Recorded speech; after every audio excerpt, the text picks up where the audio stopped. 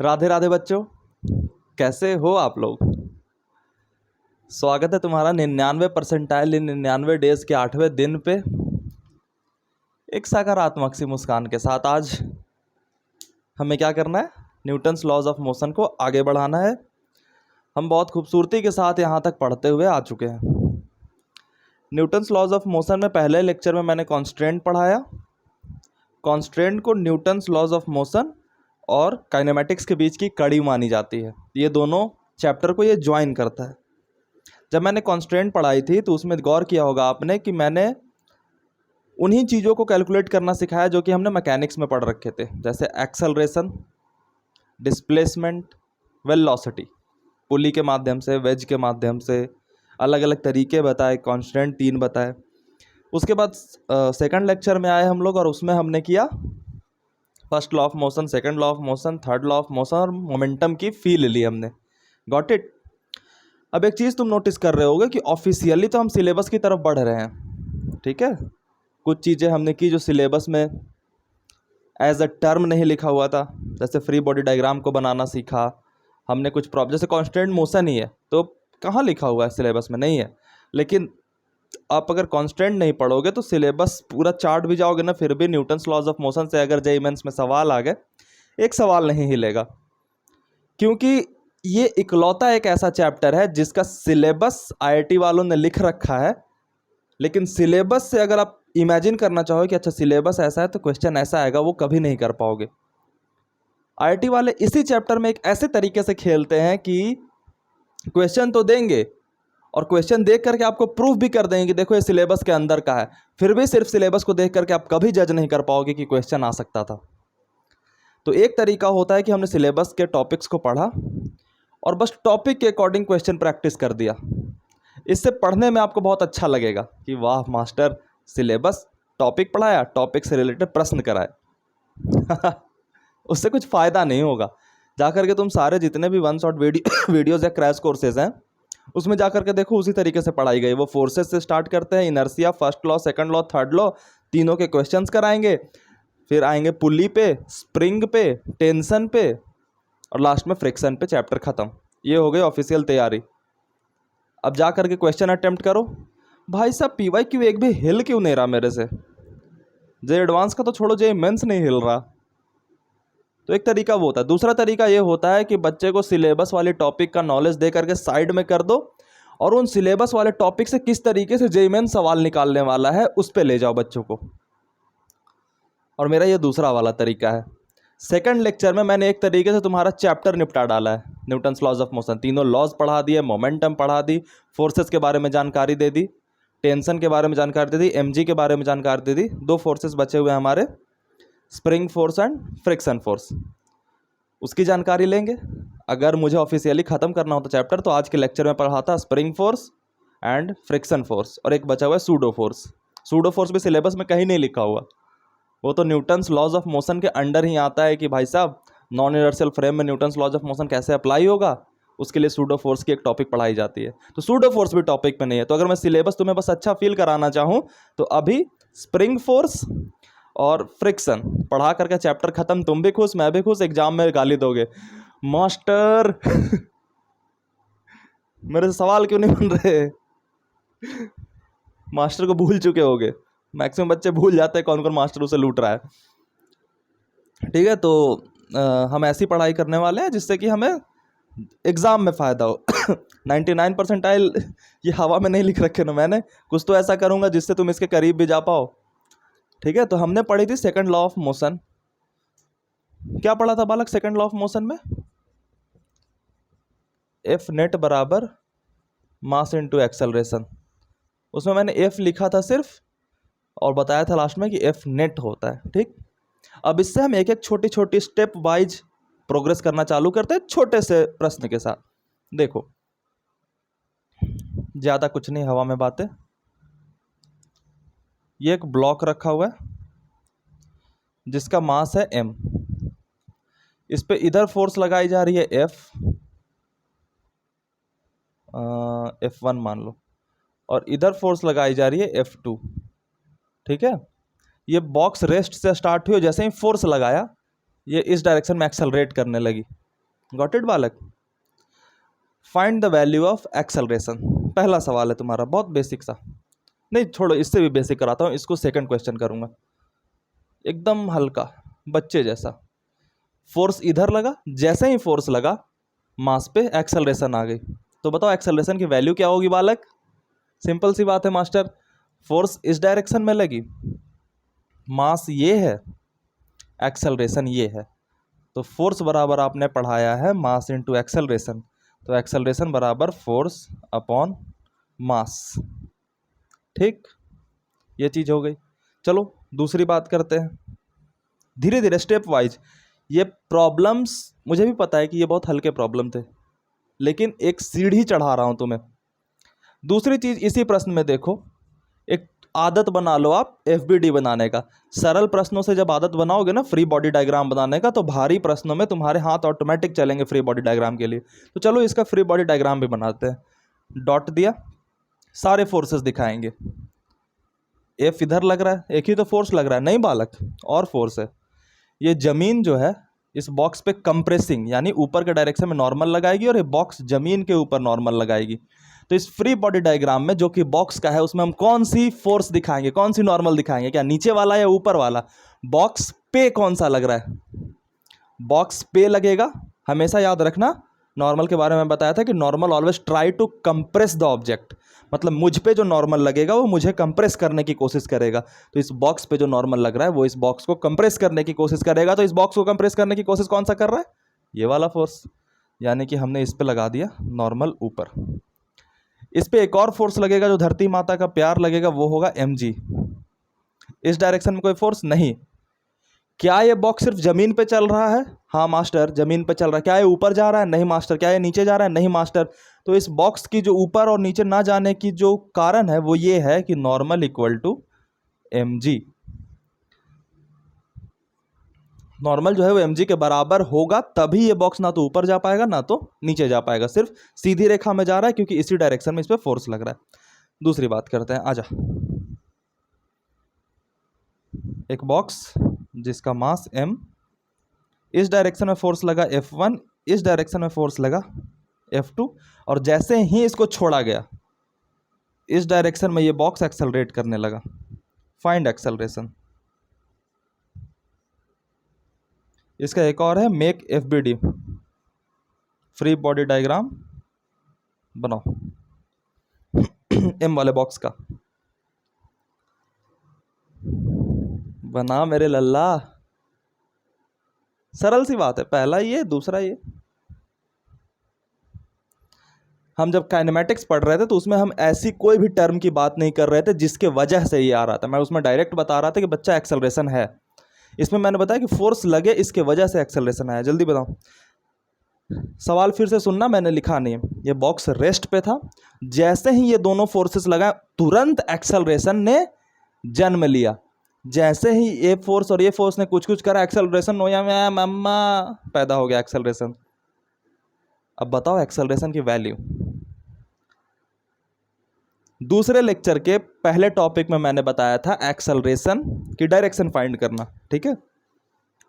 तो उसमें क्या बताया था, कोई भी चीज रेस्ट से चलेगी, जिस तरफ वो चल रही है उसी डायरेक्शन में एक्सेलरेशन लगेगा, और जिस तरफ एक्सेलरेशन होगा उसी डायरेक्शन में फोर्स होगी। ये बात याद रखना। सेकंड लेक्चर के पहले टॉपिक में मैंने बताया था कि जिधर अगर कोई बॉडी रेस्ट पे है उस पर तुरंत वो एक्सेलरेशन करा, जिस डायरेक्शन में वो चलना चालू करेगा उसी डायरेक्शन में एक्सेलरेशन लगेगी। Got it? ये मैंने दूसरे लेक्चर के पहले टॉपिक में बताया था। यहाँ पे एक चीज़ ऐड कर रहा हूँ कि एक बॉक्स रेस्ट पे है, जैसे ही वो चलना चालू करेगा जिस तरफ चलेगा उसी तरफ एक्सेलरेशन होगा और उसी तरफ फोर्स होगा। ठीक है? तो अब मेरी बात को सुना आपने और अब इस्तेमाल करोगे। कैसे? मास्टर ये रेस्ट पे था। हाँ बालक, रेस्ट पे था। अब मास्टर इस पे जैसे ही इसको हमने छोड़ा इधर के साइड में एक्सेलरेशन आ गई। हाँ मास्टर, इधर के साइड में एक्सेलरेशन आ गई। इसका मतलब इधर के साइड में वेलोसिटी आ गई। हाँ मास्टर, इधर के साइड में वेलोसिटी आ गई। इसका मतलब इसी साइड में फोर्स आ गया। हाँ मास्टर, इसी साइड में फोर्स आ गया। एक फोर्स इस डायरेक्शन में लग रहा है, एक फोर्स इस डायरेक्शन में लग रहा है, लेकिन रिजल्टेंट फोर्स उस डायरेक्शन में है। इसका मतलब कि F2 बड़ा है F1 से।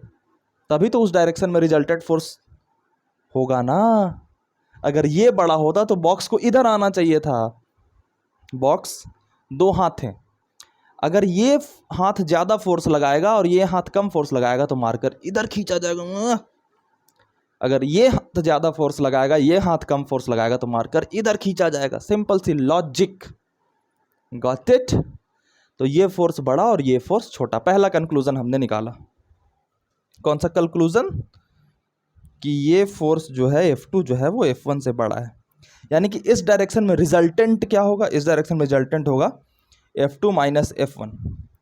मास्टर, फोर्स तो वेक्टर क्वांटिटी है ना मास्टर, तो ये आपने डायरेक्ट स्केलर की तरह कैसे घटा दिया? बालक, मैंने बताया था कि अगर दो वेक्टर क्वांटिटी सीधी रेखा में सेम डायरेक्शन में अपोजिट डायरेक्शन में चले तो सेम डायरेक्शन में चलते हैं तो ऐड हो जाते हैं, और अपोजिट डायरेक्शन में जाते हैं तो बड़ा में से छोटा घटा दिया जाता है रिजल्टेंट के लिए। F2 माइनस F1, इस डायरेक्शन में फोर्स आ गई तो नेट फोर्स किसके बराबर होता है बच्चा? मास इंटू एक्सेलरेशन के। यानी F2 माइनस F1 क्या है बालक? F नेट है, और ये क्या आ गई? मास इंटू एक्सेलरेशन। तो एक्सेलरेशन बराबर क्या बालक? F नेट बटा मास। यहां से आपको एक चीज और फील हो रही होगी कि हम F2 बराबर मास इंटू एक्सेलरेशन नहीं लिख सकते, F1 बराबर मास इंटू एक्सेलरेशन नहीं लिख सकते, हमें F2 माइनस F1 यानी F नेट बराबर मास इंटू एक्सेलरेशन लिखना होगा। और हमारी ये बात फिर से सत्य प्रूफ हो गई कि master force equal to mass into acceleration में फोर्स जो होती है वो F नेट होती है। ठीक बालक, आगे चलें। FBD भी तो बनानी थी, बनाओ FBD। डॉट दिया, सारे फोर्सेस दिखाने हैं। पहले तो F1 दिखाया, इधर F2 दिखाया। फ्री बॉडी डायग्राम में सिर्फ फोर्स दिखाना होता है। नीचे की तरफ लगेगा धरती मैया का प्यारा सा प्यार mg, ऊपर की तरफ लगेगा नॉर्मल। अब मैं नहीं बताऊंगा कि कौन किस पे नॉर्मल कैसे लगा, अब तो तुम एक्सपर्ट हो गए बालक। आगे बढ़े, नोट करोगे इसे? कर ले बालक नोट। ये छोटी छोटी चीजें तुम्हें बहुत मदद करेंगी। IIT वाला इसी में खेल जाता है। 2021 में इसमें खेल गया था, F नेट में और F में, मतलब उसके ऑप्शंस ऐसे थे कि ये सिचुएशन दिया हुआ है, ठीक है, अब उसमें लिखा हुआ है कि F2 बराबर MA होगा, F1 बराबर माइनस MA होगा। माइनस MA क्यों दिया था? कंफ्यूज करने के लिए कि F1 तो इधर है, मास इंटू एक्सेलरेशन उधर होगा, तो माइनस लगा दिया ताकि बच्चे को लगे हाँ माइनस है, ज़्यादा लॉजिकल बात है। फिर उसने लिखा था F2 माइनस F1 बराबर MA, और एक और था कुछ, लेकिन मैं नोटा दे रहा हूँ, मुझे याद नहीं है। मैक्सिमम बच्चों ने ये वाला मारा था क्योंकि इसमें लग रहा है ना कि लॉजिक है। तुम्हें भी फुद्दू लग रहा होगा, कैसा बेवकूफ़ बच्चा होगा, क्या मार के आ गया, लेकिन IIT के लिए काफ़ी है इतने में खेल जाना। FBD कभी कभी तो IIT यार नॉर्मल रिएक्शन में खेल जाता है, बच्चे को नॉर्मल की डायरेक्शन वाले में चीज़ में खिला देता है वो। चलो थोड़ा सा मामला गंभीर करते हैं। ये बॉक्स है, अब इस बॉक्स का वजन दे देता हूँ 10 kg। इस बॉक्स पे किसी एंगल पे कोई फोर्स लग रही है बालक, हॉरिजॉन्टल के साथ एंगल है 37 डिग्री। इधर से भी एक फोर्स लग रही है बालक इसी डायरेक्शन में। क्या लगेगी बालक? क्या लगा दूं फोर्स? पहले तो ये फोर्स है 10 न्यूटन, और इस फोर्स को लगा देता हूँ 50 न्यूटन, और ये हॉरिजॉन्टल के साथ बना रहा है 30 डिग्री। 50 नहीं 100 करता हूँ, ठीक है, 100 करा इस डायरेक्शन में और वो टेढ़े उस डायरेक्शन में। अब एक इंट्यूशन से बताओ कि ये फोर्स इधर लग रहा है, वो फोर्स उधर लग रहा है, तो एक्सेलरेशन ऑब्वियस ही बात है इधर डायरेक्शन में जाएगी, रिजल्टेंट दिख रहा है हमें। मैंने क्वेश्चन में ही बता दिया, इधर रिजल्टेंट एक्सेलरेशन पैदा हो जाती है। सबसे पहले तो आपको बनाना है FBD, ठीक है, फिर दूसरा है फाइंड वैल्यू ऑफ नॉर्मल, फिर है फाइंड वैल्यू ऑफ एक्सेलरेशन। मेरी राइटिंग पे मत जाना, मेरी माँ ने कहा था बचपन में कि बेटा तू डॉक्टर बनेगा।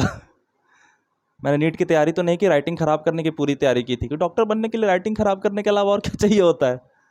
तो मैं जो बोलूँ उस पर जाना। एफबीडी बनाओ, नॉर्मल रिएक्शन की वैल्यू फाइंड करो, कितना न्यूटन होगा। नॉर्मल क्या है बच्चा? नॉर्मल रिएक्शन वेलोसिटी है, तो एक्सेलरेशन सही फोर्स है। और find the value of acceleration, find it.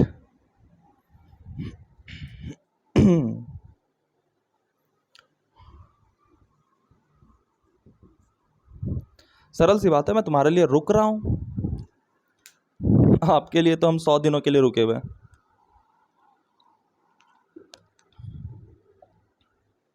हाँ जी, मनहूस जैसी शक्ल लेके मत पढ़ना मेरे से।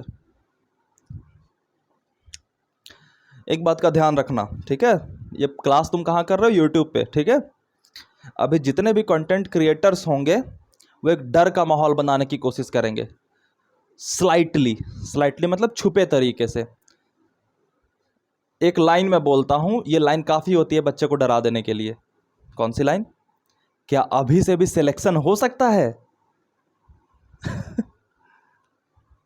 नहीं हो सकता। कोई ऐसा बोलेगा? पहले वो सवाल पुट करें, क्या अभी से भी सिलेक्शन हो सकता है? 20 मिनट की वीडियो डालेंगे, वॉच टाइम बढ़ जाएगी। गलत उसमें कुछ नहीं है। दुनिया में लोग बेवकूफ़ हैं तो उन्हें बेवकूफ़ बनाया जाना चाहिए, लेकिन आप लोग बेवकूफ़ नहीं हो क्योंकि आप लोग मेरे साथ हो, तो आप फंसना मत। बहेलिया आएगा, दाना डालेगा, तुम फंसना नहीं। कहानी सुनिए पंचतंत्र वाली, सुनाता हूँ, तब तक के ट्राई करो। उसमें क्या होता है कि एक जाल होता है, तो एक लीडर कबूतर होता है। वो कबूतर जो है वो सिखाता है अपने जूनियर्स को कि बहेलिया आएगा, यानी पंछी पकड़ने वाला आएगा, दाना डालेगा, तुम फंसना नहीं। बहेलिया आएगा, दाना डालेगा, तुम फंसना नहीं। जो बेवकूफ़ पक्षी होते हैं वो बोलते हैं साला हमसे जलता है, हम खाते हैं खाना दाना फ्री में, हमको खाने नहीं देना चाहता। वो जाता है जाल पे बैठ जाता है, फंस जाता है, मस्त बहेलिया लेके चला जाता है। उसके आगे और भी कहानी है कि फिर एकता में बल दिखाई जाती है। फिर वो जो लीडर है वो कहता है मैंने कहा था ना कि बहेलिया आएगा, दाना डालेगा, तुम फंसना नहीं। तो बोलता है अब क्या करें? तो बोलता है कि हमारा एक चूहा रहता है, वो काट देगा जाल को, तो लेकिन क्या करना होगा कि हम सभी को एकता में उड़ना होगा लेकर के जाल को। सभी एक साथ पंख फड़फड़ाते हैं और जाल लेकर उड़ जाते हैं, और बहेलिया पीछे से देखता रह जाता है। और फिर चूहा जाता है, वह काट देता है। आगे की स्टोरी तुम्हारे लिए बेकार है, तुम बस ये जानो बहेलिया आएगा, दाना डालेगा बालक एवं बालिकाओं, आप फंसना नहीं। क्योंकि डर का माहौल जब तैयार किया जाता है ना, तो जैसे ही आप एक इमोशनल स्टेट में जाओगे आप पैनिक कर जाओगे, और पैनिक करते ही आप सहारा ढूंढोगे। एक इंसान जब पानी में डूबता है तो वो कुछ भी पकड़ने को चाहता है, सांप भी मिल जाए तो उसको भी पकड़ के खींच लेगा। तो इसीलिए आप जब डरोगे, डूबने की कंडीशन में आप आओगे, आप कुछ भी पकड़ लोगे। और ऐसे मौके में जब इंसान डूब रहा होता है ना, आप ज़मीन पे एकदम बहुत शांत माइंड से हो, तो आपको ये रस्सी मैं 10 रुपये में बेच सकता हूँ। लेकिन अगर आप पानी में डूब रहे हो और मैं बोलूँगा अपनी प्रॉपर्टी लिख दो मेरे नाम पे, तब मैं रस्सी दूंगा, तो आप लिख दोगे, क्योंकि आप उस वक्त पैनिक में हो। सिचुएशन ऐसी है जैसे में आपको लग रहा है कि आप मर रहे हो। तो बहेलिया आएंगे, सबसे पहले आपको डराएंगे, आप तड़पोगे, और आप उनकी रस्सी 10 रुपये वाली रस्सी 1000 में जाके खरीद लोगे। और दूसरा भी होता है कि आप, अगर मैंने अभी काम माइंड में रखा है, तो मेरी जो रस्सी 1 करोड़ की है इसे समझोगे यार इसका क्या काम है, बारिश खत्म होने के बाद छाता सबसे बड़ा बोझ लगता है। तो ध्यान से मन को कंट्रोल करना। सब्जेक्ट तुम्हारा मैं कंट्रोल कर लूँगा, इसकी बात की गारंटी मेरी है ना। मन को तुम्हें कंट्रोल रखना है। मन तुम्हें बड़ा नाच नचाने वाला है, और मन के मते जो चल गए सो चल गए। सबसे बड़ा भ्रम होता है कि पढ़ाई करने से सिलेक्शन होती है, मन को मारने से सिलेक्शन होता है। पढ़ाई ऑटोमेटिक हो जाती है जब एक बार मन मर जाता है।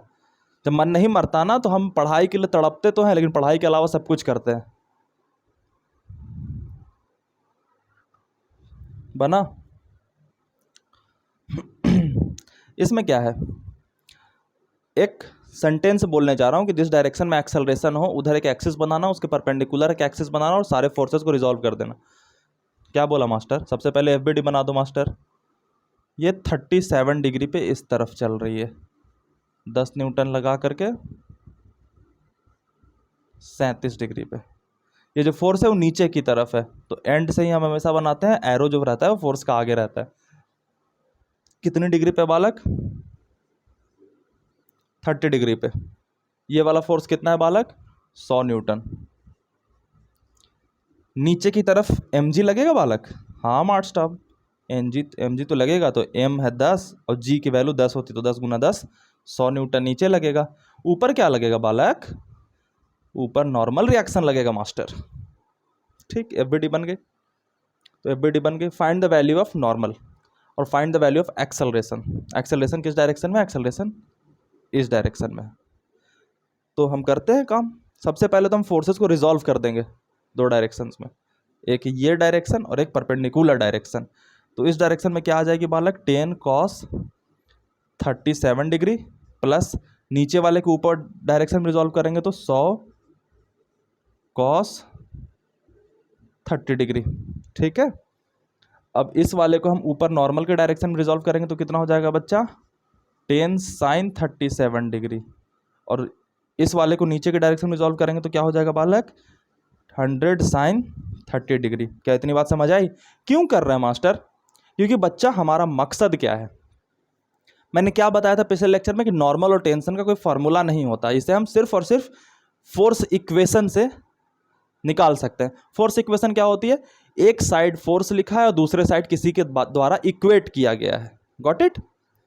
तो अब किसी एक लाइन में फोर्स होगी तभी तो हम उसे बराबर करके इक्वेट कर पाएंगे ना, है ना बालक?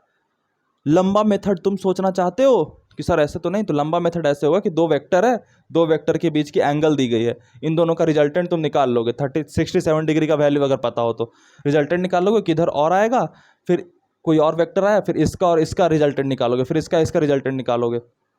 वो बहुत लंबा प्रोसेस है।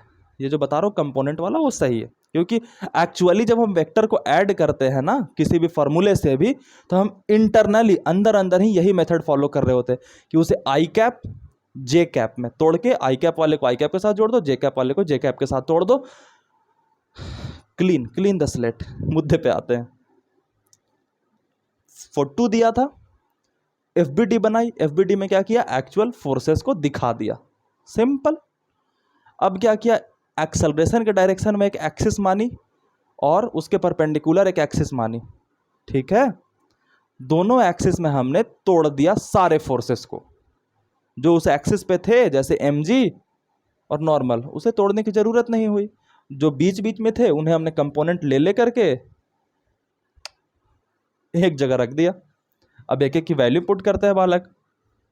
10 cos 37 डिग्री बताना बालक, 4/5 प्लस 100 cos 30 डिग्री बताना बालक, √3/2। ठीक बालक एवं बालिकाओं? अब मेरे बालक एवं बालिकाओं यहां देखो, 100 sin 30 डिग्री बालक 1/2, 10 sin 37 डिग्री बालक 3/5। इन सबको निपटाते हैं पहले। 5 से ये 2 बार में कटेगा तो ये आ गया 6 न्यूटन ऊपर की साइड। ये 50 बार में कटेगा तो ये आ गया 50 न्यूटन नीचे की साइड।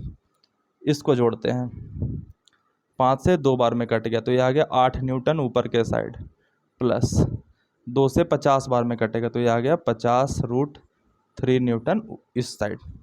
गॉट इट बालक? अब हमें फाइंड करना है नॉर्मल। ये बॉक्स जो है वो ज़मीन पे है, ऊपर नहीं जा रही, नीचे नहीं जा रही। बहुत सारे बच्चों का इंट्यूशन यानी मन की भावना कह सकते हैं कि मास्टर ये वाला फोर्स तो ऊपर खींच रहा है ना, तो ये बॉक्स तो कुछ समय बाद ऊपर उठेगी ना बालक, क्योंकि वो 10 न्यूटन है, ये 100 न्यूटन है। तो जो ऊपर से चीज़ें आ रही हैं ना वो इसको दबाएंगी और नीचे वाली चीज़ें भी इसको दबाएंगी, तो ये बीच में रहेगा। ठीक है, क्योंकि ये 100 न्यूटन दबा रहा है, 10 न्यूटन उधर की तरफ, एक कंपोनेंट कितना ही होगा, ज़्यादा ना होगा, ज़मीन की तरफ ज़्यादा लगा रहेगा ये, तो ये ज़मीन पे ही रुका रहेगा। What it?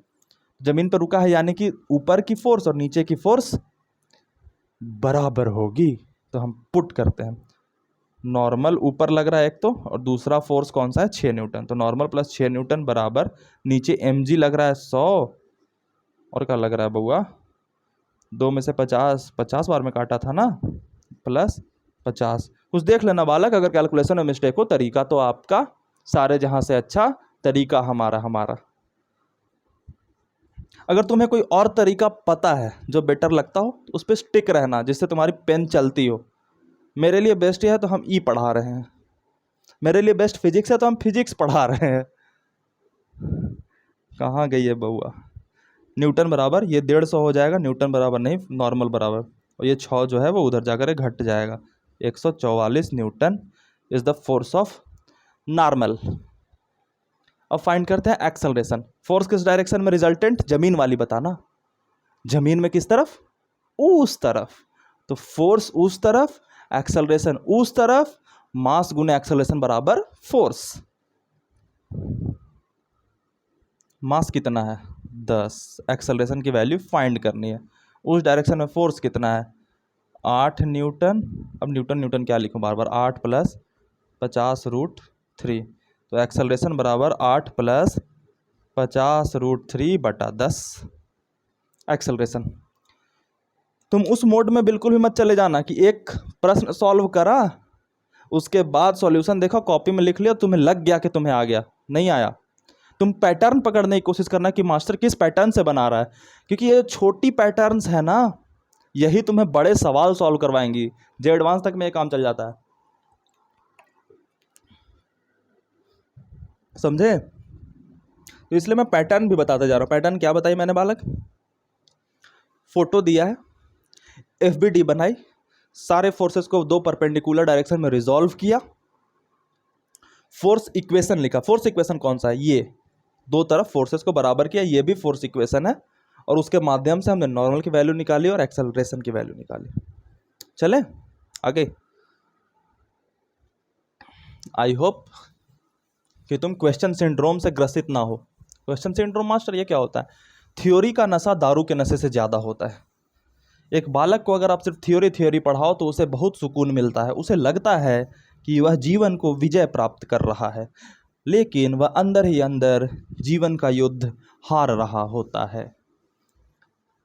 चाहे वह बात फिजिक्स की करें या किसी भी चीज़ की, अगर आपको जीवन का ज्ञान भी चाहिए तो आप सिर्फ सुनोगे नहीं, आपको कर्म करना पड़ेगा।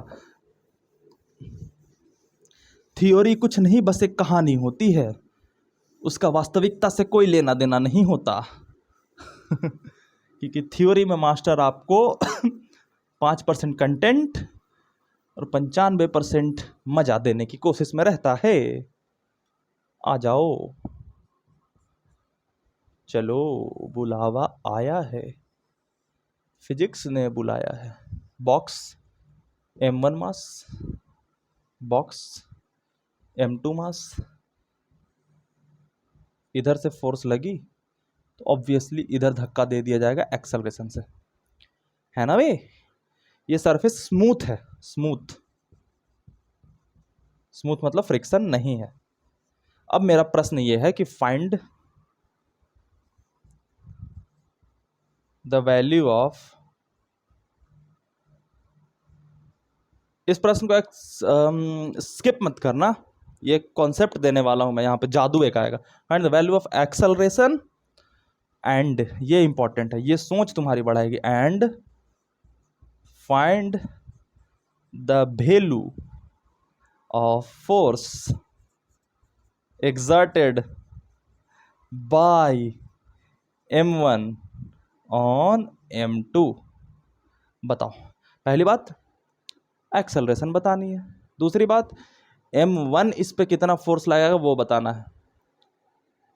m1 फोर्स लगाएगा मास्टर, ये जो फोर्स है बालक ये किस पे लग रहा है, ये m1 पे लग रहा है, m2 पे तो नहीं लग रहा, यानी m1 इसको धक्का देगा, है ना। तो m1 इसे कितने से धक्का देगा बताना जरा।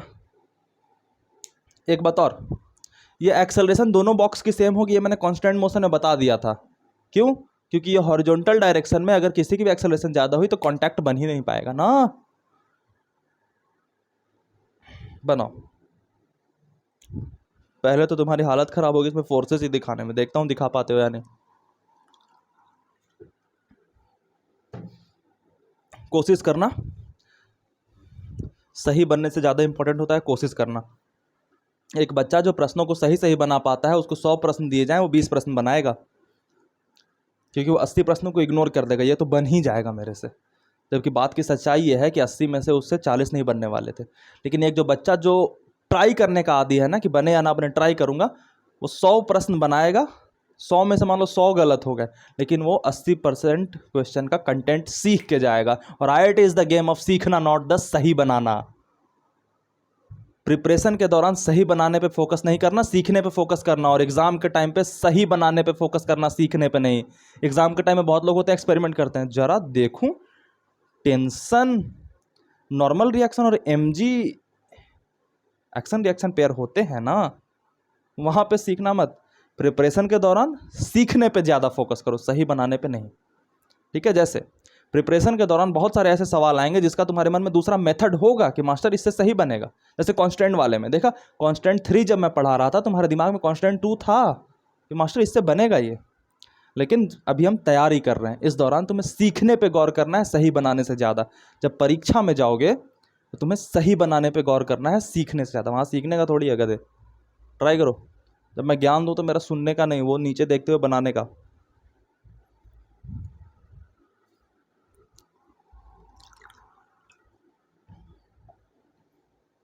अटेंडेंस मार्क करते जाना। कल के लेक्चर में किया तो बहुत लोगों ने है आप लोगों में से, लेकिन अटेंडेंस सिर्फ मार्क किया है धनंजय ने। धनंजय बहुत अच्छे बच्चा, आप में से जितने भी लोग लेक्चर कर रहे हैं नीचे कमेंट में लिख देना डन, ताकि मैं जान जाऊं। मैं ना एक कागज़ मेंटेन कर रहा हूं, मैं सारे बच्चों से पर्सनल कनेक्ट की कोशिश कर रहा हूं, चाहे वो टेलीग्राम पे हो। टेलीग्राम पे देख रहे हो मेरा मैसेज जा रहा है तुम लोगों को, तो मैं सबके नाम जानता हूं। आदित्य है, वास्तविक है, ऋषिकेश है, अपेक्षा है, राहुल है, सौरभ है, ये सारे बच्चों के मैं नाम जानता हूँ। तो ऐसा मत सोचना मैं तुम्हें जानता नहीं, बहुत अच्छे से तुम लोग मेहनत कर रहे हो, सारे रिस्पॉन्स देना, एक्टिव पार्टिसिपेशन करना। और जो एक्टिव होते हैं ना, वो उनको फ़ायदा होता है। ये मत सोचना कि आप इनविजिबल या अंडरग्राउंड हो करके अच्छा परफॉर्म कर लोगे। तुम एक चीज़ ऑब्जर्व करना, जब ग्रुप डांस हो रही हो ना, तो एक चीज़ ऑब्जर्व करना, जो सबसे आगे खड़ा होगा ना वो बेहतर डांस कर रहा होगा, और सबसे लास्ट वाले डांसर को ऑब्जर्व करना, वो बहुत अजीब, क्योंकि उससे पता होता है कि मैं तो छुपा हुआ हूँ, तो मुझे कोई देख भी नहीं रहा, तो मैं काम चोरी कर लूँगा, तो फिर वैसे ऐसे हिल रहा होता है। तो आप जानबूझ के, आपको बस ये करना है कि आपको लाइमलाइट में आ जाना है सामने, बस फिर आपके ऊपर ऑटोमेटिक प्रेशर आ जाएगा, फिर आप करोगे। चलो, सवाल में हाथ भी हिला या फिर ऐसे ही रह गए? सबसे पहली बात मैंने क्या बताई थी, FBD बनाना है। सबसे पहले इसी में फोर्सेस मैं दिखला देता हूँ। M1 से नीचे लगेगा M1G, ये धरती ऊपर लगाएगी नॉर्मल, और ये बॉक्स जो है वो धरती पे लगाएगा नॉर्मल। ठीक है, इसको N1 मान लेते हैं। ये बॉक्स धरती पे लगाएगा मान लो N2, और ये धरती इस पे लगाएगी N2, और इसमें भी M2G तो नीचे काम करेगा ही करेगा। ये M1 और M2 के बीच भी कांटेक्ट है, जहाँ कांटेक्ट आया वहाँ नॉर्मल हो गया। मान लो कि M1 इस पर नॉर्मल फोर्स लगाती है N, तो M2 इस पे बैक में नॉर्मल लगाएगा N। क्या बात क्लियर? हाँ मास्टर क्लियर। अब हम M1 की FBD लगाते हैं, M1 की FBD बनाते हैं। ठीक है, एक डॉट दिया, इस पे कौन कौन से फोर्सेस है। M1 पे सिर्फ जो फोर्सेस लग रहा है उस पर गौर करना। M1 पे फोर्स लग रहा है F, किस डायरेक्शन में? इस डायरेक्शन में। इस पे और कौन सा फोर्स लग रहा है? इस पे एक नॉर्मल लग रहा है M2 के द्वारा इस डायरेक्शन में। इस बॉक्स पे धरती माता का प्यार लग रहा है नीचे की तरफ M1G, इस बॉक्स पे ऊपर की तरफ धरती माता के द्वारा लगाया जा रहा है N1। ये बन गई फ्री बॉडी डायग्राम। ठीक, अब इस पूरे सिस्टम की एक्सेलरेशन किस डायरेक्शन में है? उस डायरेक्शन में है। इस बॉक्स की एक्सेलरेशन किस डायरेक्शन में होगी? उस डायरेक्शन में होगी। यानी कि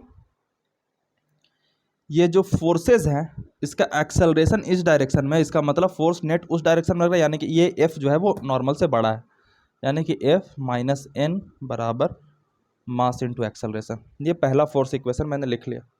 ठीक, M2 की FBD बनाते हैं।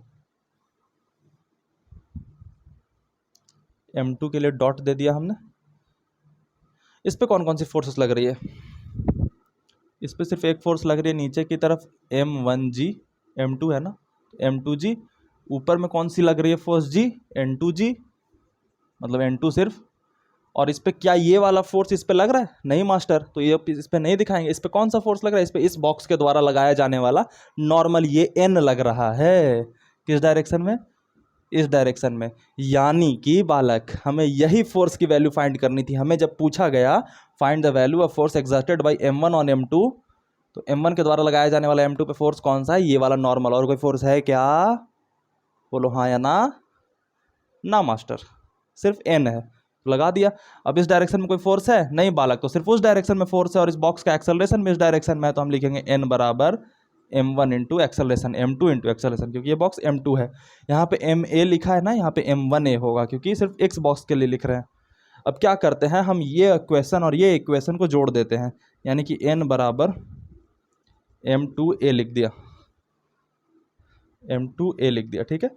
n से n कैंसिल हो गया, f बराबर आ गई m1a प्लस m2a, तो f बराबर आ गया m1 plus m2 into acceleration.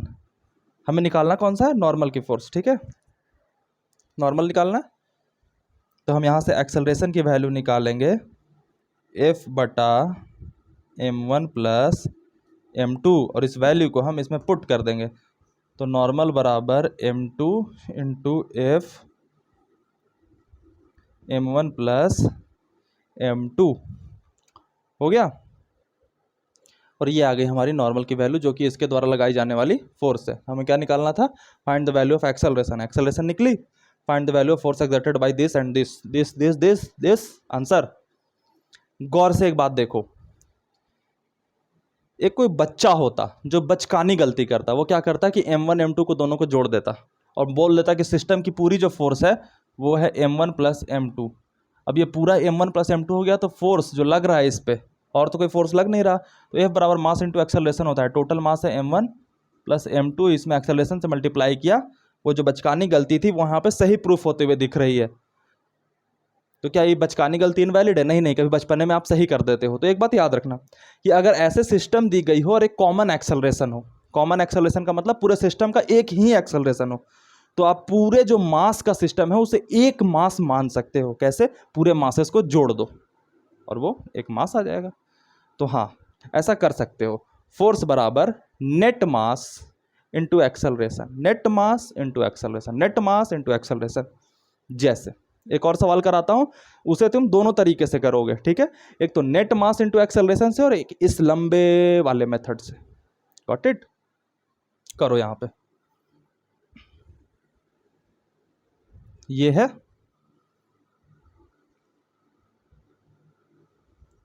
अब मैं दे रहा हूं इसमें वेट, ये 20 kg है, kg लिखूंगा नहीं, बस ऐसे। ये एक और बॉक्स है 30 kg का, ये छोटा सा बॉक्स है, भारी है लेकिन 50 kg का, ठीक है। इधर से इस पे फोर्स लग रहा है 100 न्यूटन, और इधर से इस पे फोर्स लग रहा है 30 न्यूटन। क्या लग रहा है? दोनों सेम लेवल के सवाल कराऊंगा? पागल है। अब ऑब्वियस सी बात है, ये वाला बड़ा है वो वाला छोटा है, तो एक्सेलरेशन उस डायरेक्शन में होगी, यानी पूरे सिस्टम की एक्सेलरेशन इस डायरेक्शन में। तुमसे पूछा गया है फाइंड एक्सेलरेशन ऑफ सिस्टम। इसमें किसी के द्वारा किसी पे लगाई जाने वाली फोर्स नहीं पूछी जा रही, इसमें सिर्फ एक्सेलरेशन पूछा जा रहा है। बता दो जरा, बता दे मेरे शेर। बताओ बालक, मारे बालक, ट्राइट।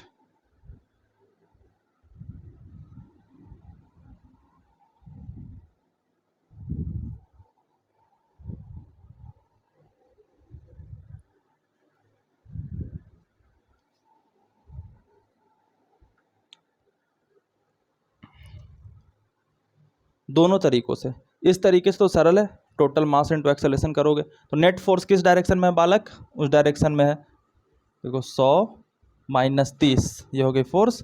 टोटल मास कितना है? 50 30 80 20 100, तो ये हो गया मास इंटू एक्सेलरेशन।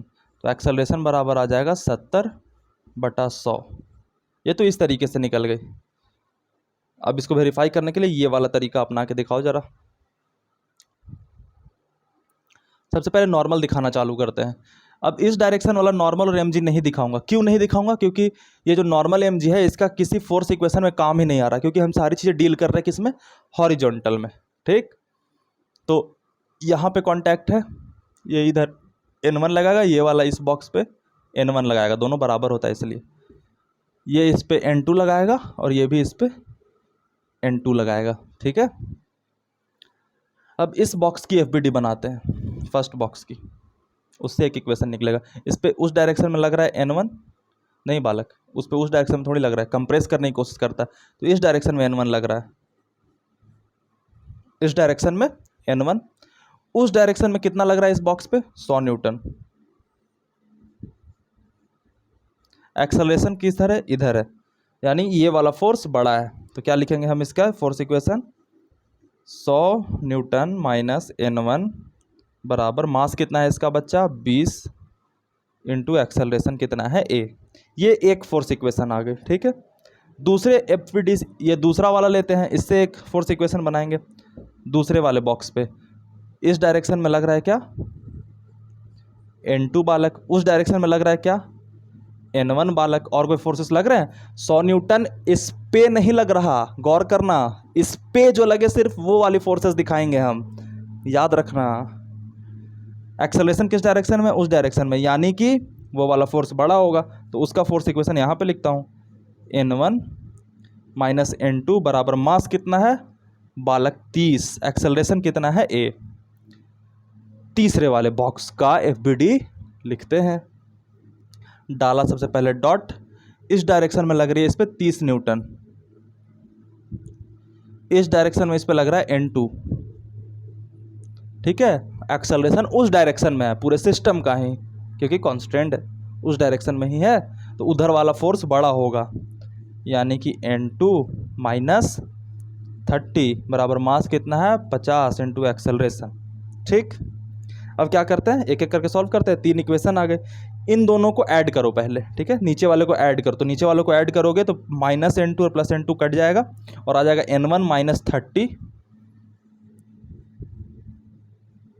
n1 माइनस 30 बराबर 50 30 80a।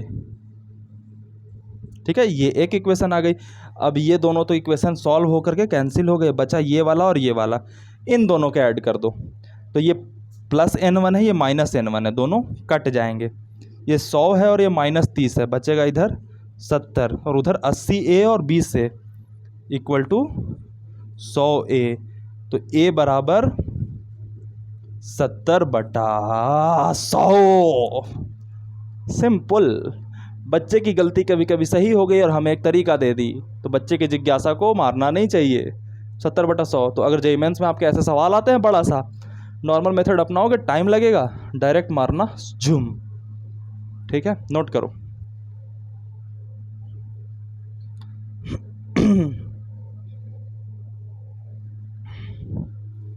मास्टर ऐसे भी तो हम सिर्फ बना लेते ना। हाँ बना लोगे, तुम तो हो 30 मार खान, बच्चे की गलती वाली से क्यों करे मास्टर। ठीक है, अच्छे बच्चे हो तुम।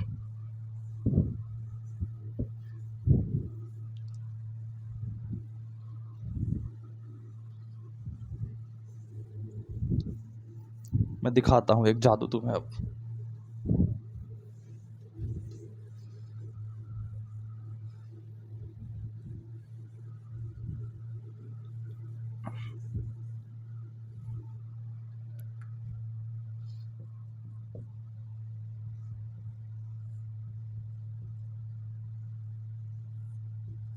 दो 100 kg का, 100 kg का, 50 kg का, 90 kg का, 110 kg का, 90 kg का, 55 kg का, 60 kg का, 70 kg का, 80 kg का। ठीक है, हो गई। इधर से इस पर फोर्स लगाई जा रही है F बराबर 90 न्यूटन। इस पूरे सिस्टम की एक्सेलरेशन इस डायरेक्शन में है। बनाओ अब उस मेथड से, इक्वेशन वाले मेथड से, n1 n2 n1 n2 N1 N1 यहाँ लगेगा, N2 N2 N3 N3 N4 N4 N5 N5 N6 N6 N7 N7 N8 N8 N9 N9 N10 N10। 10 equation बनाओगे, 10 में कैंसिल करोगे, फिर जाकर के इक्वेशन आ जाएगा। उससे बेटर है फोर्स 90 बराबर मास सबका जोड़ दो 300 400 ऐसे ऐसे जोड़ दो पूरा, इंटू एक्सेलरेशन कर दो और इसको डिवाइड दे दो, आ गई एक्सेलरेशन आपकी। तो ये वाला काम है बच्चा मेथड का। ठीक, तो बच्चे मेथड को भी जहाँ ज़रूरत हो वहाँ इस्तेमाल करना, ये नोट नहीं करना। ये तो मैं तुम्हें बता रहा था कि तुम्हारा ईगो कितना जल्दी फूल जाता है।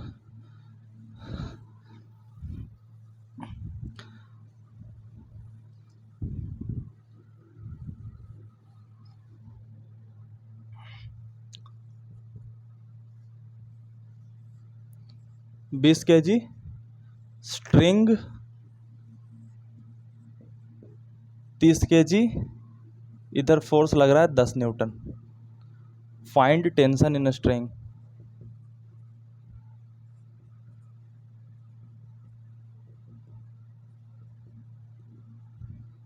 टेंशन फाइंड करोगे,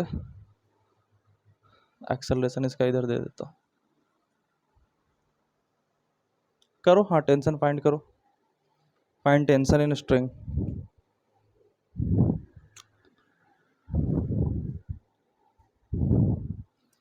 मेरे को बड़ा मज़ा आ रहा है तुम लोगों के बैच को पढ़ाने में यार।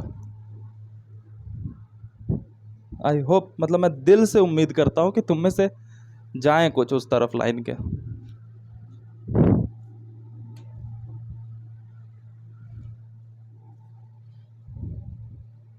मैं क्रेडिट्स का भूखा नहीं हूँ कि तुम जा करके सिलेक्ट होकर बाद में बोलो कि नहीं यार स्नेहित सर ने पढ़ाया था, हुआ।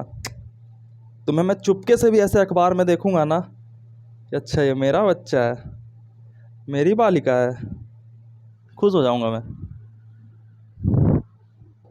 तुम मुझे भूल जाना, मैं तुम्हें नहीं भूलूंगा।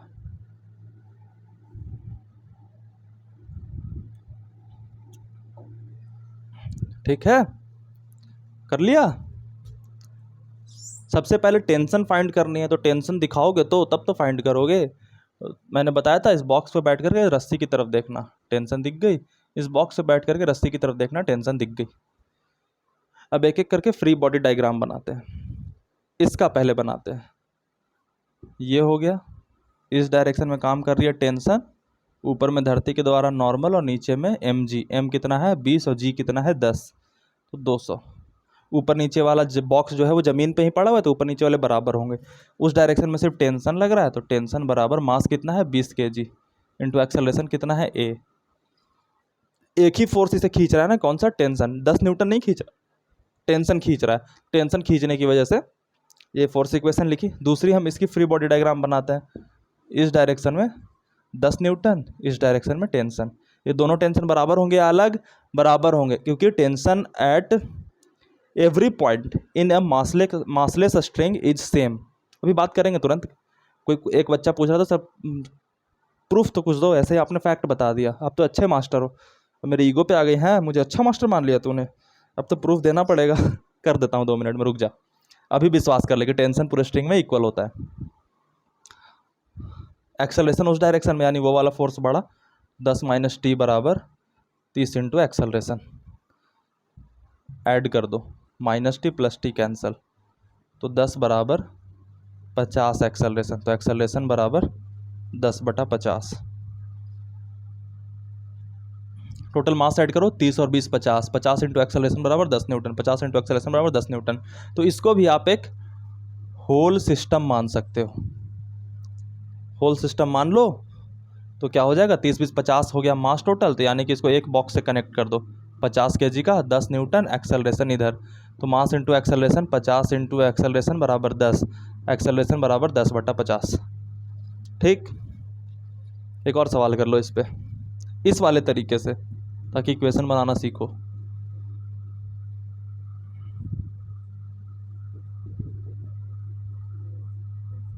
बीस kg का,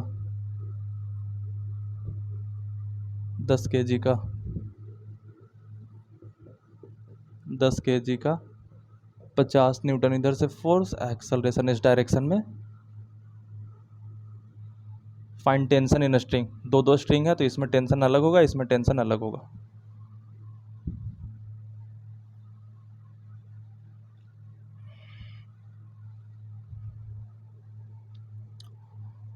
सिमिलर तरीके का उसे होमवर्क डाल देता हूँ, आगे मुझे बढ़ना है। ठीक है, तो ये होमवर्क क्वेश्चन है, ये करके मुझे ग्रुप में टेलीग्राम वाले में भेजो। आगे बढ़ते हैं।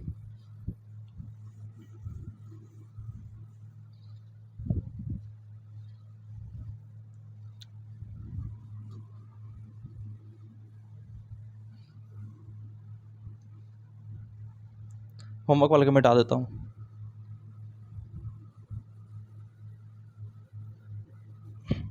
चले,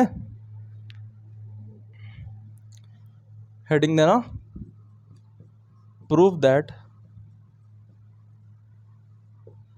tension in mass less string at any point is same. कोई एक मासलेस स्ट्रिंग है, उसमें टेंशन हर पॉइंट पे सेम होगा, ये प्रूफ करो। मासलेस मतलब जिसका m इक्वल टू 0 है। कैसे होगा ये मैं बता रहा हूँ। ये कोई रस्सी है बालक, ठीक है ना बालक।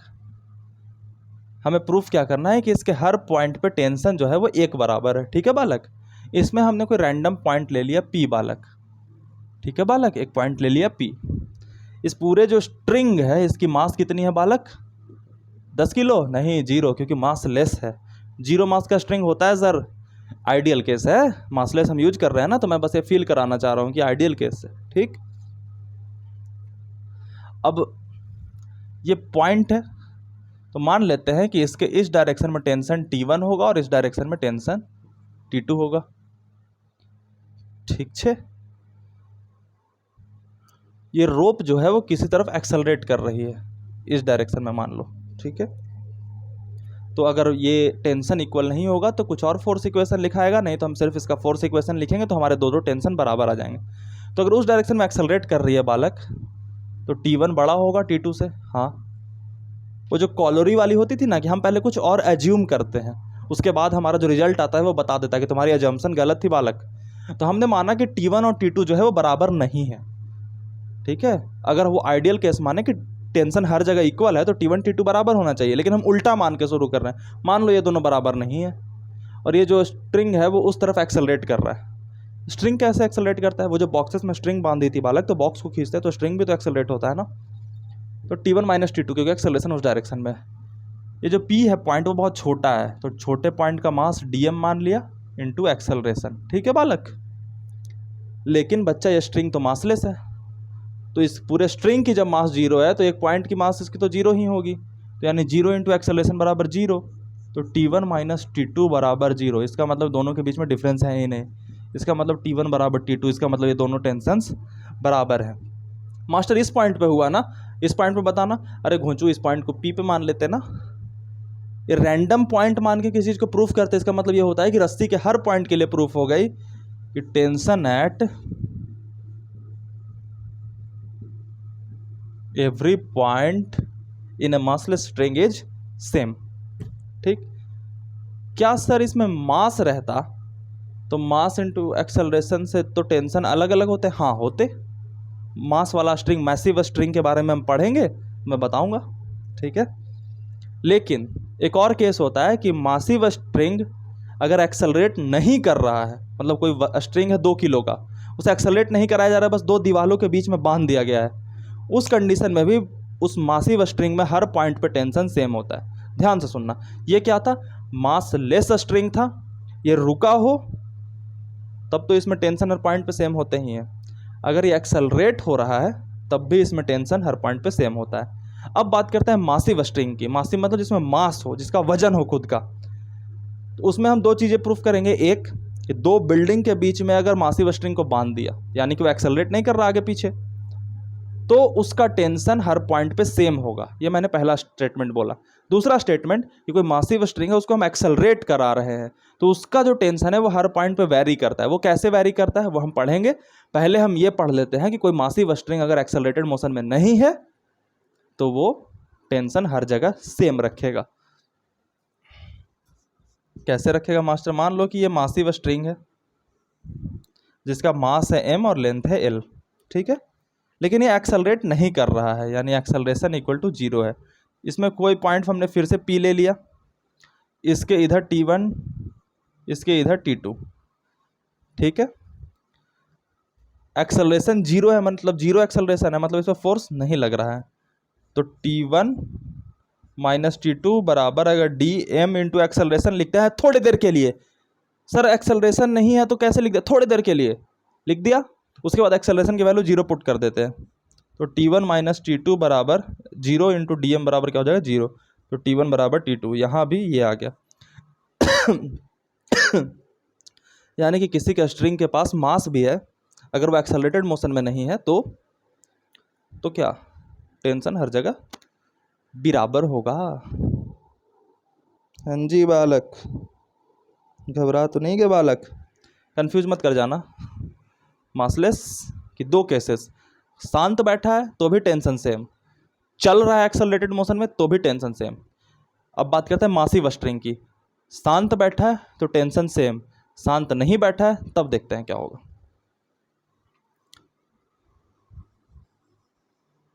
यूनिफॉर्मली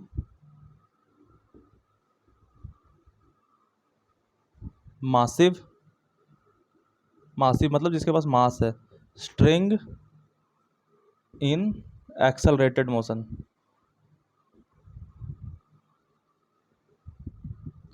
इसके बारे में मैं पहले ही बता देता हूँ कि इसमें टेंशन वैरी करती है, कैसे वैरी करती है वो जानने वाले, ठीक। ये एक रोप है जिसका मास है m और लेंथ है l। अब हमें पता करना है कि टेंशन कैसे वैरी करता है। तो इसमें हम किसी रैंडम पॉइंट पे x दूरी पे जा करके एक p जो है वो पॉइंट ले लेते हैं, ठीक है। पूरे लेंथ थे l, इतना हो गया x, तो ये कितना हो जाएगा l माइनस एक्स, ठीक है, l माइनस एक्स। यहाँ पे मुझे टेंशन फाइंड करना है कि टेंशन कितना है। फाइंड करोगे, कोशिश करो। अरे माइक मैं किधर लगा दूं, इधर लगा देता हूँ।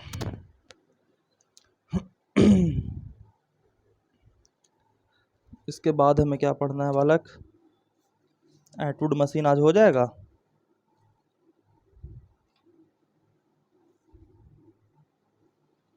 हाँ जी, एटवुड मशीन हो जाएगा, चलो ट्राई करो। टेंशन की वैल्यू फाइंड करनी है, और टेंशन अगर डिफरेंट आया तो हमें पता चल जाएगा कि टेंशन किस तरीके से वैरी करती है। हम क्या करते हैं बालक कि इस स्ट्रिंग को जहाँ पे पी पॉइंट लिया है वहाँ से काट देते हैं, काट के ये एक्स लंबाई वाला स्ट्रिंग मैंने निकाल लिया, इसको हम बीच में एक मासलेस स्ट्रिंग से जोड़ देते हैं, और ये हो गई एल माइनस एक्स लंबाई वाला, ठीक है।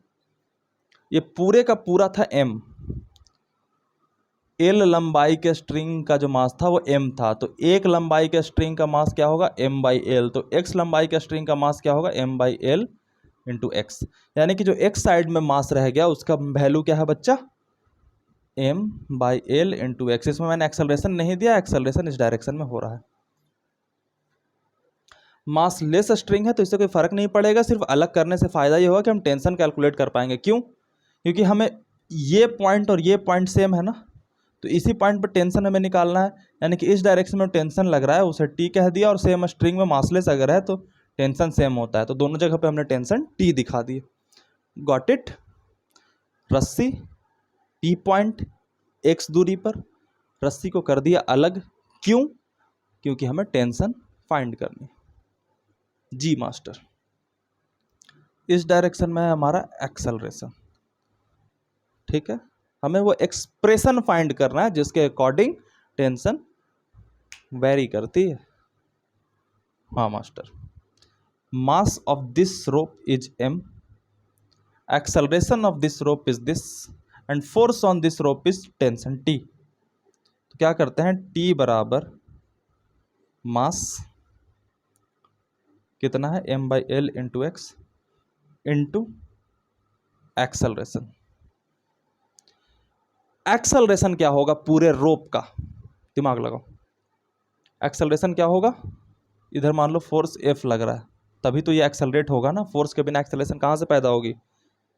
तो फोर्स लग रहा है एफ उस तरफ, एक्सेलरेशन ए है और मास एम दिया हुआ है। पूरे रोप को ध्यान में बताना, इसको मत बताओ। पूरे रोप का एक्सेलरेशन क्या होगा? पूरे रोप का एक्सेलरेशन होगा फोर्स बराबर होता है मास इंटू एक्सेलरेशन, तो एक्सेलरेशन बराबर होगा फोर्स अपॉन टोटल मास। अब जो उस पूरे रोप का एक्सेलरेशन होगा वो उसके पार्ट्स का एक्सेलरेशन होगा, क्योंकि ये पूरा सिस्टम है, ठीक है। तो इस एक्सेलरेशन की जगह पे हम पूरे रोप का एक्सेलरेशन रखते हैं और देखते हैं की होता है टी बराबर M X upon L into F upon M, M से एम कैंसिल, टी बराबर एफ एक्स अपॉन एल। इसके अकॉर्डिंग टेंशन वैरी करेगा।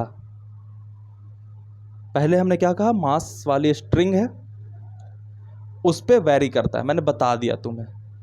अब अगर ये कांस्टेंट आता, टी बराबर इंडिपेंडेंट ऑफ लेंथ आता, तो कहते कि टी तो सर हर जगह कांस्टेंट होता है, लेकिन जैसे जैसे एक्स बढ़ेगा वैसे वैसे टेंशन की वैल्यू बढ़ेगी। तो इससे क्या पता चल रहा है कि टेंशन एक तो कांस्टेंट नहीं है मास वाले रोप में, और ऊपर से वैरी कर रहा है। कैसे वैरी कर रहा है? अगर हम इस पॉइंट पे बैठे हैं कोने पे एकदम, तो टेंशन कितना है? एक्स बराबर 0 पुट करो तो tension at this end equal to 0, और एक्स बराबर एल पे बैठ गया, यानी पूरे इस कोने पे बैठ गए, तो एक्स की जगह एल पुट करो, एल से एल कैंसिल होगा, टेंशन बराबर किसके आएगा? फोर्स के। यानी मिनिमम है इस एंड पे, मैक्सिमम है उस एंड पे। Got it? सर इस रस्सी की मदद से ये वाला रिजल्ट नहीं आ सकता था? आपने सोचा रट्टा मार रखा होगा। बालक उससे निकाल के देखो ना, मेरे को क्या मेरी शक्ल देख रहे हो? इस मास की, इसकी मास क्या होगी? एल माइनस एक्स लेंथ की मास क्या होगी? M by L into L minus X. Got it? तो इस पे कौन कौन से फोर्सेस लग रहे हैं? इस पे एक तो उस तरफ में लग रहा है फोर्स एफ, और माइनस इस तरफ में लग रहा है टेंशन टी, बराबर मास कितना है इसका? मास कितना आया? कितना है भाई? इधर M by L into L minus X into acceleration, ये मास हो गया, एक्सेलरेशन, एक्सेलरेशन कितना होगा? एफ बटा एम, एम से एम कैंसिल हो गया, ठीक है। ये आया एफ बटा एल, टी बराबर एफ बटा L into L minus x.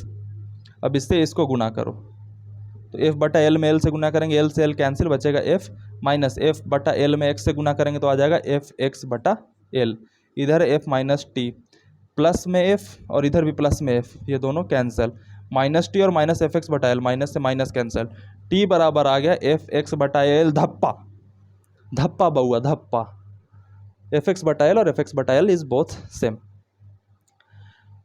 पहली चीज, ये एक्सप्रेशन याद रख सकते हो बालक, और ये जो एफ है वो एफ नेट होगा। मान लो कल को रोप में इधर से 2 न्यूटन लगा दिया, उसे 10 न्यूटन, तो एफ नेट की वैल्यू से तुम ये करोगे। लेकिन ये याद रख सकते हो कि एक मैसिव रोप में टेंशन इस एक्सप्रेशन के अकॉर्डिंग वेरी करता है, कितनी लंबाई है, कितना फोर्स लग रहा है और कितना एक्स है। सर फोर्स 0 होगा,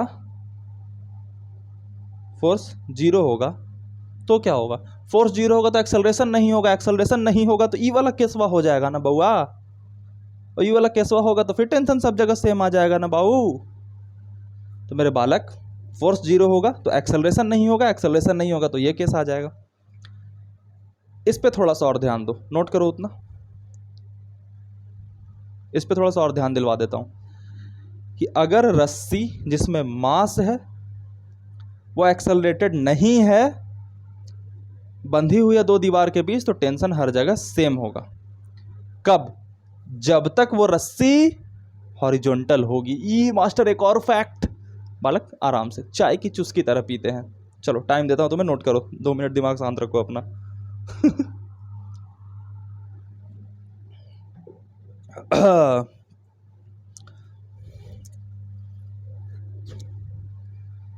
कर जल्दी।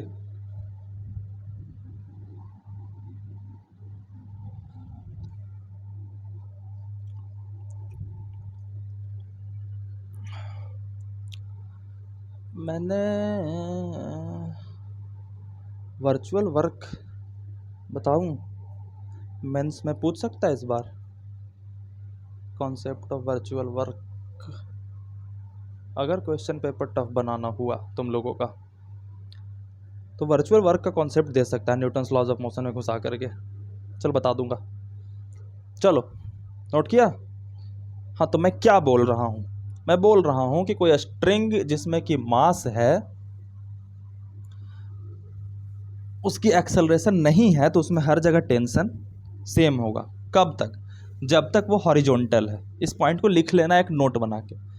अगर उसे हम वर्टिकल कर देंगे तो ये कंडीशन सेटिस्फाई नहीं करेगा। कैसे?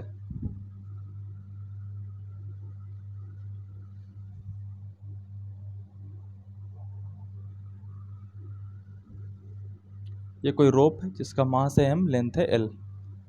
Got it?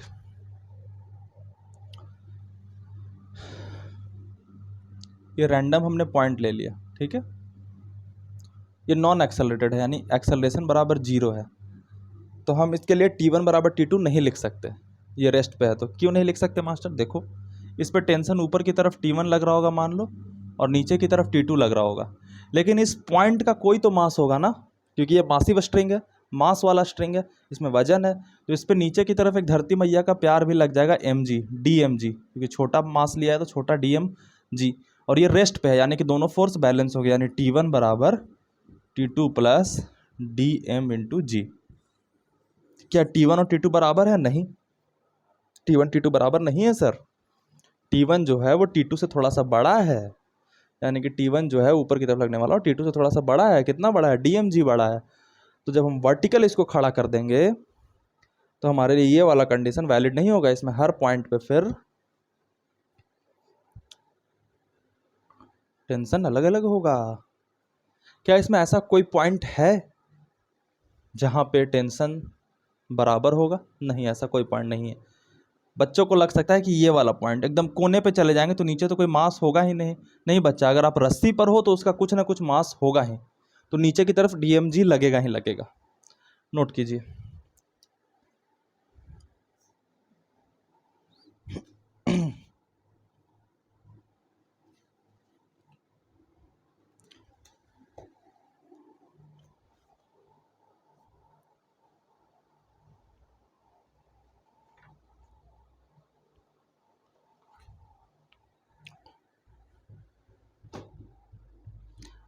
एटवुड मशीन आ जाओ।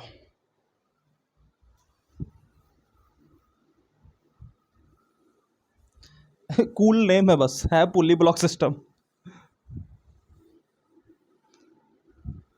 एटवुड लकड़ी की मशीन, एट मतलब जहाँ लकड़ी के काम होते हैं वहाँ पे लगने वाली ये मशीन। सवाल आते हैं, इसके बारे में एक खास बात पहले बता दूं मैं। ATWOOD एटवुड मशीन, पुली ब्लॉक का अच्छा नाम। ज्योति कुमारी का जो होता है ना कूल नेम, वैसे एटवुड मशीन।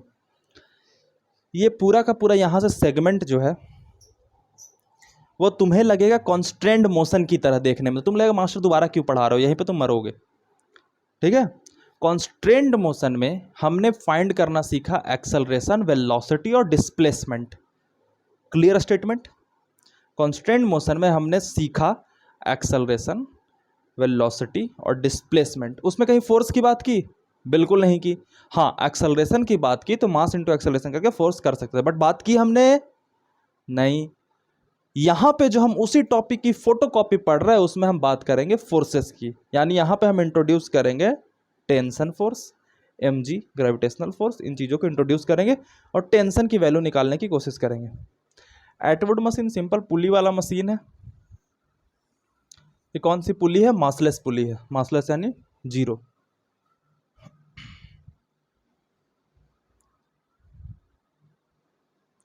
ये आ गई, इस पे एक बॉक्स जोड़ दिया m1, इस पे एक बॉक्स जोड़ दिया m2।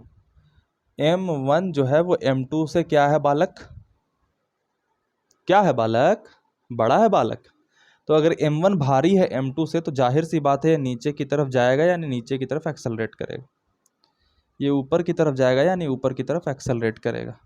इस रस्सी में क्या होगी बालक? इस रस्सी में टेंशन होगी मास्टर। एक ही रस्सी है ना बालक? हाँ मास्टर। तो एक ही टेंशन पूरे रस्सी में होगी? हाँ बालक। तो ये डब्बे पे बैठ के रस्सी की तरफ देखा, टेंशन आ गया। पुल्ली पे बैठ के रस्सी की तरफ देखा, टेंशन आ गया, पुल्ली पे बैठ के रस्सी की तरफ देखा, टेंशन आ गया, बॉक्स पे बैठ के रस्सी की तरफ देखा, टेंशन आ गया। इस पे नीचे की तरफ एक फोर्स लग रही है बालक। हाँ मास्टर। कौन सी बालक? M1G master. इस बॉक्स पे कौन सी लग रही है बालिका? M2। इस पे फोर्स कौन सी लगेगी बालिका? M2G master. ठीक है, हमने फोर्सेस सारे दर्शा दिए। एक्सेलरेशन इस डायरेक्शन में है, इसका मतलब कि इस पे की जो फोर्स है नीचे की डायरेक्शन में वो ज़्यादा होगी। हाँ बालक। तो इसका फोर्स इक्वेशन कैसे लिखेंगे? M1G माइनस ऊपर की तरफ टेंशन T बराबर मास इनटू एक्सेलरेशन। ये फोर्स इक्वेशन एक लिख दिया। इसके लिए क्या लिखेंगे बालक? एक्सेलरेशन ऊपर की तरफ है यानी इसका टेंशन ज़्यादा है, यानी कि T बराबर M2G बराबर M2 इंटू एक्सेलरेशन लिख दिया। अब एक्सेलरेशन हमें मान लो फाइंड करना है, मतलब क्वेश्चन में दिया हुआ था फाइंड एक्सेलरेशन एंड टेंशन। क्या करोगे? इन दोनों को जोड़ दो। जोड़ोगे तो T से T cancel, M1 plus M2 bracket में लेकर के G कैसे लाया तुम सोचो। G कॉमन ले लिया बराबर M1 प्लस M2 एक्सेलरेशन। है ये तो कट जा रहा है बउआ। अरे नहीं नहीं, यहाँ माइनस है ना। वही तो हम कहे हैं, कटेगा कैसे? तो अब एक्सेलरेशन बराबर M1 माइनस M2 ब्रैकेट में G M1 प्लस M2। ये मत सोचना कि मास्टर आप कैसे सोच पाए कि ऐसे कटेगा, नहीं, हम तो एग्जाम में काट रहा होता काट देते बालक। कुछ खास बात नहीं है, बहुत बार क्वेश्चन पढ़ाए हैं ना तो आंसरवा रट्टा हो जाता है।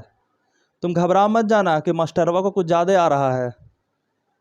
ठंडे दिमाग से, इनसिक्योर ना होते हुए भी तुम बहुत चीज़ें कर सकते हो। एक हमारा बालक है, उसने टेलीग्राम पे मैसेज करा कि सर मेरे बड़े भाई और आप इन दोनों के अलावा मुझ पर कोई भरोसा नहीं करता। मैंने सोचा यार, पहले तो मेरी आंखों में आंसू जैसे आने लगे। और ये मतलब ऐसे मत सोचना कि सर इसमें क्या आंसू वाली बात है, हर किसी के संवेदना का स्तर अलग अलग होता है। मेरी ये संवेदना का स्तर है, कुछ खास बात है भी नहीं। तो ये आया तो फिर मैंने सोचा कि यार ये बच्चा अभी कोरा पैदा हुआ है, 17-18 साल का होगा, और इस पे इसको जो भरोसा देना चाहिए वो क्यों नहीं मिल पा रहा। और बालक मैं कहना चाहता हूँ, मैं तुम सब पे भरोसा करता हूँ, भरोसा का जो एक्सट्रीम होता है ना वो मैं करता हूँ, क्योंकि तुम में जो पोटेंशियल है, तुम में जो करने की काबिलियत है, जो मैं देख पा रहा हूँ ना वो कोई नहीं देख पा रहा। तुम जो इस दुनिया को हिलाने को पैदा हुए हो, तुम्हारे पास दोनों शक्तियां हैं, या तो तुम दुनिया बना दोगे या बर्बाद कर दोगे। पहली बात, इस भ्रम में मत रहना कि तुम्हारे पास ताकत नहीं है। भरोसा है मेरे ऊपर कि तुम में बहुत ताकत है। बस मैं ये रिक्वेस्ट करता हूँ, दुनिया बर्बाद मत करना, बनाने में अपनी शक्ति का इस्तेमाल करना। लेकिन इस बात के लिए तो निराश होना ही नहीं कि शक्ति नहीं है तुम्हारे पास। शक्ति है बालक, लगे रहो। एक्सेलरेशन आ गया, टेंशन बराबर एक्सेलरेशन की वैल्यू किसी में पुट कर दो और टेंशन की निकाल लो मान। इसमें पुट करता हूँ दूसरे वाले में, T माइनस M2G बराबर M2 into M1 minus M2G upon M1 plus M2। अब इस M2 को उधर ले जाओ, थोड़ा सा कट पिट करो, टेंशन की वैल्यू आ जाएगी। ठीक। ये छोटे छोटे अब बड़े टॉपिक्स आएंगे, जैसे एटवुड मशीन आ गया, इंक्लाइंड प्लेन आएगा। तो छोटे छोटे टॉपिक में एक टॉपिक पर अगर 10 सवाल कराऊँ तो नॉर्मल क्लासेस हो जाएंगी। ठीक है, तो ये कॉन्सेप्ट पकड़ लिया आपने। अब आप एक न्यूमेरिकल बना दो, उसके बाद बात खत्म। Atwood machine hour.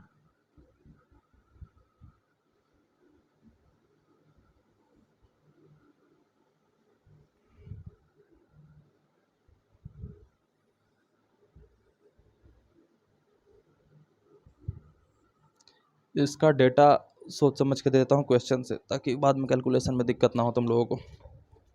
ये जो A है वो 10 kg का है, B जो है वो 1 kg का है। ठीक है,